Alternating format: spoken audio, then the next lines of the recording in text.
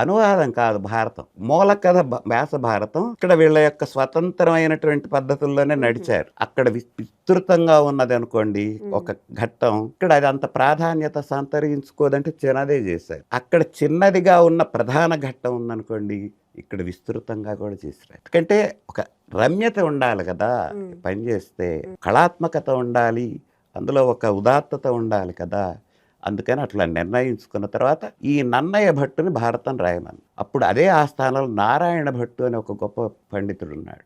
ఆయన సహాయం తీసుకుంటానన్నాడు. అదే కానీ నన్నయ్య గారు భారత అవతారికలో చెబుతాడు, నాకు నారాయణ భట్టు అనేటటువంటి కవి యొక్క సహకారంతో నేను ఆంధ్ర భారత రచన చేయటానికి పూనుకుంటాను.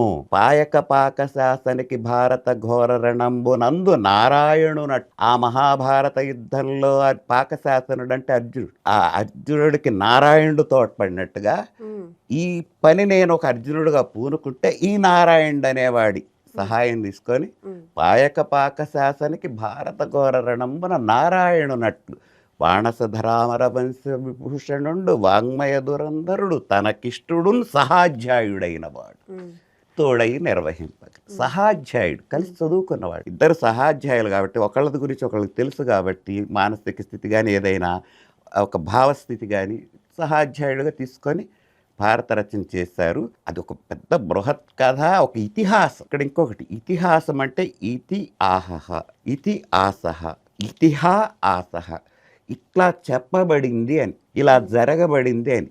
అందుకే భారతాన్ని ఇతిహాసం అంటారు. ఈ జరిగిన కథ ఇది కాబట్టి ఇలా జరిగింది అని చెప్పే ఈ భారత కథని ఇతిహాసాన్ని తీసుకొచ్చి కావ్యం చేయాలి. కావ్యానికి కొన్ని ప్రత్యేక లక్షణాలు ఉంటాయి. కావ్యానికి ప్రత్యేక లక్షణాలంటూ కొన్ని లేకపోతే అది ఎట్లా పడితే అట్లా సాగుతుంది. అందుకని దీన్ని కావ్యానిగా చేయటానికి ఆయన కోరిక ప్రకారం ఈయన ఒప్పుకున్నాడు. అందులో ఉండే ముందు దాన్ని అసలు క్షుణ్ణంగా పఠించుకోవాలి కదా. పఠించాడు, దాన్ని అర్థం చేసుకున్నాడు, దాంట్లో ఉండే విశేషాలు తెలుసుకున్నాడు, దాంట్లోకి వెళ్ళిపోయి పూర్తిగా తాను నిమగ్నమైపోయినాడు. ఎక్కడ పెంచాలో ఎక్కడ తీయాలో కూడా ప్రణాళిక వేసుకున్నారు. 2.5 పర్వాలు వీటికి ఆయన పెట్టేశాడు. 18 పర్వాలుగా దీన్ని చేస్తా మొదలుపెట్టాడు. ఆది పర్వం, సభా పర్వం, ఆరణ్య పర్వంలో ఒక 4 ఆశ్వాసాల్లో కొన్ని పద్యాల వరకు రచించాడు.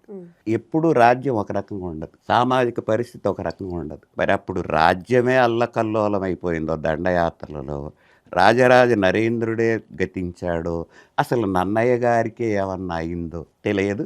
ఆ 2.5 పర్వాల భారతం మనకు అందింది.